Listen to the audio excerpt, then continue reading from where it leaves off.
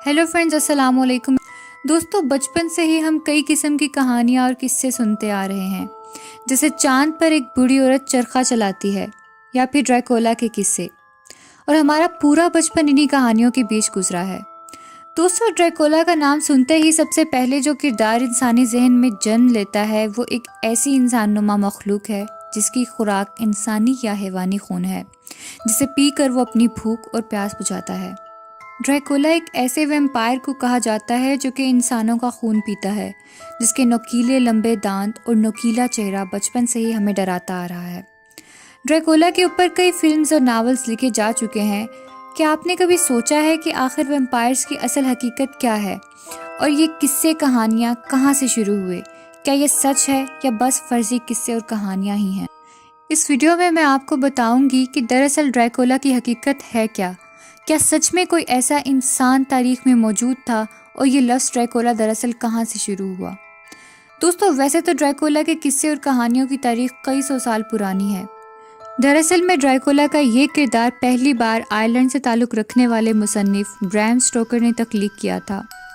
Dracula इसी शख्स के एक नावल का नाम था।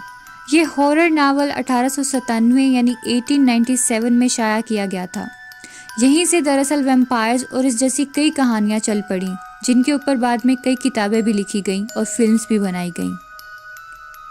लेकिन क्या ड्रैकुला सिर्फ ब्रैम स्टोकर का एक फर्जी किरदार था? क्या इसका हकीकत से कोई ताल्लुक नहीं था? तो दोस्तों, ऐसा बिल्कुल नहीं है। इस मुसन्निफ ब्रैम स्टोकर ने इस ड्रैकुला का किरदार एक शख्स को सोचकर तख्लीक किया था। ये कोई आम आदमी नहीं था। इसका नाम व्लेड द इम्पेलर था। इसको व्लेड द वैम्पायर, व्लेड द ड्रैकुला और व्लेड 3 भी कहा जाता है।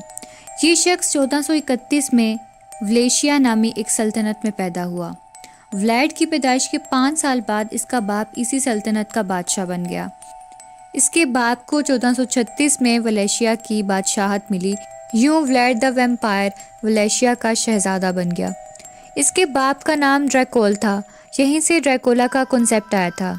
रोमानियन ज़ुबान में ड्रैकुला का मतलब ड्रैगन होता है। व्लेड जो कि बादशाह का बेटा था, उसको ही ड्रैकुला कहा जाता है और उसको ही सोचकर ड्रैकुला का किरदार भी बनाया गया था। लेकिन व्लेड को ही सोचकर ऐसा किरदार क्यों तख्लीक किया गया? दोस्तों, व्लेड की तारीख नहायत खौफनाक है, जो कि पूरे तरीके से आपको बताई नहीं जा सकती। दोस्तों, कहानी कुछ यूँ है कि उन दिनों वलेशिया और तुर्क्स की जंग चल रही थी। इसी जंग के दौरान तुर्क्स ने वलेशिया पर हमला किया और व्लेड और उसके बड़े भाई को कब्जे में ले लिया। व्लेड और उसके बड़े भाई ने अपना सारा बचपन कैद में ही गुजारा, लेकिन फिर उनको रिहा करके वापस वलेशिया भेज दिया गया, जहां उसके बाप के तख्त पर पहले ही कोई और कब्जा करके बैठा था। व्लेड से ये सब बर्दाश्त ना हुआ और वो अपने बाप के पुराने और वफादार मुलाजमों के साथ मिलकर उस शख्स से लड़ा और उस शख्स से तख्त छीन लिया। इसी तरह व्लेड 1448 में सिर्फ 17 साल की उम्र में वलेशिया का बादशाह बन गया। दोस्तों, व्लेड ने बादशाह बनने के बाद वलेशिया में ऐसा खौफ पैदा किया कि जिसको सोचना भी नामुमकिन है। ये अपने दुश्मनों और अवाम को एक डर में रखना चाहता था, ताकि इसके खिलाफ कभी भी कोई बगावत का सोच ही ना सके। दोस्तों, ये इस कदर जालिम इंसान था कि अपने दुश्मनों को खाने पर बुलाता, उनको अपने साथ बिठाता और वहीं टेबल पर उनको उबलते हुए पानी में जिंदा डाल दिया करता था। दोस्तों, अब आप ये सोच रहे होंगे कि इस जालिम इंसान को ड्रैकुला के साथ क्यों जोड़ा जाता है। तो वो इसलिए क्योंकि इस व्लेड को अपने दुश्मनों के खून में ब्रेड का टुकड़ा डालकर खाने का बहुत शौक था और यहीं से ड्रैकुला का किरदार सामने आया। ड्रैकुला सिर्फ और सिर्फ एक फर्जी किरदार था, लेकिन व्लेड द इम्पेलर को जहन में रखकर मुसन्निफ ब्रैम स्टोकर ने ड्रैकुला का किरदार तख्लीक किया था। दोस्तों, व्लेड द ड्रैकुला 3 बार अपनी बादशाहत से महरूम हुआ। जब ये आखिरी बार बादशाह बना तो वलेशिया पर हंगेरियन फौज ने हमला कर दिया और इस जालिम शख्स को कब्जे में ले लिया गया, लेकिन इसको इसकी फ़ौज ने छुड़वा लिया। ये जालिम शख्स हंगेरियन फ़ौज से लड़ते हुए एक जंग के दौरान कत्ल कर दिया गया था। दोस्तों, वलेशिया सल्तनत का अब कोई नामो निशान वजूद में नहीं है। दोस्तों, रोमानिया में ड्रैकुला एक नहायत मशहूर किरदार है। इस जालिम शख्स की जुल्म की कहानियाँ रोमानिया में इस कदर मशहूर हैं कि वहाँ पर व्लेड का मतलब ही शैतान तस्वुर किया जाता है। कहा जाता है कि इस शैतान सिफ्त इंसान ने तकरीबन 1 लाख लोगों को टॉर्चर करके मौत के घाट उतार दिया था। दोस्तों, बहुत से तारीखदानों का यही कहना है कि व्लेड ही वो ड्रैकुला है जिसके किस्से और कहानियाँ हम बचपन से सुनते आ रहे हैं। دوستو الزبتھ بیتھری ولیڈ کے بعد شاید تاریخ کی سب سے زیادہ مشہور ویمپائر تھی۔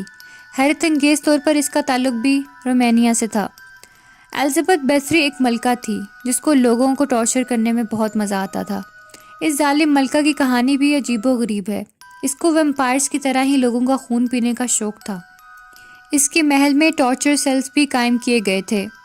یہ بھی کہا جاتا ہے کہ یہ ملکہ اپنی عمر کو روکنے اور جوان دکھنے کے لیے جوان لڑکیوں کے خون میں نہاتی بھی تھی تاکہ تاعمر جوان دکھ سکے۔ بالآخر اس ملکہ کو اسی کے محل میں ایک چھوٹے سے تہہ خانے میں قید کر دیا گیا اور یہ وہیں مر گئی تھی۔ دوستو الزبتھ بیتھری پر بہت سی موویز اور کہانیاں بھی لکھی جا چکی ہیں۔ بات کریں تاریخی حقائق کی تو اس بیماری کی باقاعدہ تشخیص ہو چکی ہے، یعنی یہ بیماری انسانوں میں پائی جاتی ہے جس میں انسان کو ایک دوسرے کا خون پی کر راحت ملتی ہے۔ دوستو مثال کے طور پر بنو امیہ کا معروف گورنر حجاج بن یوسف اگرچہ خود خون کا پیاسا نہیں تھا، لیکن اس کے بقول اس کو بالخصوص انسانی خون دیکھ کر تسکین ہوتی تھی۔ اسی طرح چنگیز خان کی نسل یعنی منگولوں کے بارے میں بھی یہ بات مشہور رہی ہے کہ جب ان کو دوران جنگ بھوک ستاتی تھی تو وہ لوگ گھوڑے کی گردن پر خنجر مار کر اس کا خون پی لیتے تھے۔ لیکن تحقیق کے مطابق ڈریکولا کی خوراک ہی انسانی یا حیوانی خون ہے۔ دوستو اگر بات کی جائے کہ یہ بظاہر دکھنے میں کیسے ہوتے ہیں تو بظاہر طور پر یہ ویمپائرز دکھنے میں ایک عام انسان کے جیسے ہی ہوتے ہیں، لیکن جب ان کو بھوک ستاتی ہے تو یہ درندوں کو بھی شرمندہ کر دیتے ہیں۔ دوستو اب بات کرتے ہیں موجودہ دور کی کہ آج کی تاریخ میں اس ویمپائر کی حقیقت کیا ہے۔ تو تحقیق کے مطابق یہ ثابت ہوا ہے کہ ویمپائرز در حقیقت ایک فرضی کہانی ہے۔ کچھ انسانوں میں یہ ویمپائر ڈیزیز پائی جاتی ہے جسے پورفیریا کہا جاتا ہے۔ اس ڈیزیز میں لوگوں میں خون کی ڈیفیشنسی ہو جاتی ہے جس کو پورا کرنے کے لیے ان کو انسانی خون کی طلب ہوتی ہے۔ اپنی اس ضرورت کو پورا کرنے کے لیے وہ انسانی خون کی تلاش میں رہتے ہیں۔ دوستو اس بیماری میں گرفتار لوگ سورج کی روشنی میں باہر بھی نہیں نکل سکتے، نہ وہ کسی قسم کی روشنی برداشت کر سکتے ہیں اور اپنے گھروں میں ہی قید رہتے ہیں اور چاہ کر بھی گھروں سے باہر نہیں نکل سکتے۔ دوستو اس بیماری کے علاج کے لیے ان لوگوں کو ہسپتالوں میں اسپیشل علاج کے لیے رکھا جاتا ہے جہاں پر ان کا پراپر ٹریٹمنٹ کیا جاتا ہے۔ وہاں پر علاج کے دوران ان کی ضرورت پوری کرنے کے لیے ان کو خون بھی مہیا کیا جاتا ہے۔ اس بیماری سے جونجنے والے بہت سے لوگوں کی کہانیاں سننے کو ملتی ہیں جنہیں لوگ آج کی تاریخ میں دی ریئل ویمپائرز کے نام سے جانتے ہیں۔ سننے میں یہ بیماری جتنی عجیب اور وحشت زدہ لگتی ہے، اس سے کئی زیادہ تکلیف اس سے گزرنے والے لوگوں کو ہوتی ہے کہ وہ اپنے ہی گھر میں قید رہتے ہیں اور کہیں باہر آ جا نہیں سکتے۔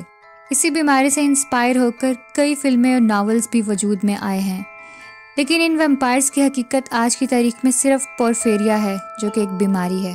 دوستو اگر آپ کو یہ ویڈیو اچھی لگی ہو تو ویڈیو کو لائک اور شیئر ضرور کر دیں۔ ایسی مزید انٹرسٹنگ ویڈیوز دیکھنے کے لیے چینل کو سبسکرائب کر لیں اور بیل آئیکن کو پریس کرنا مت بھولیں تاکہ نئی ویڈیو کے نوٹیفیکیشن آپ کو وقت پر ملتے رہیں۔ اپنا خیال رکھیے گا، ملتے ہیں اگلی ویڈیو میں، تب تک کے لیے خدا حافظ۔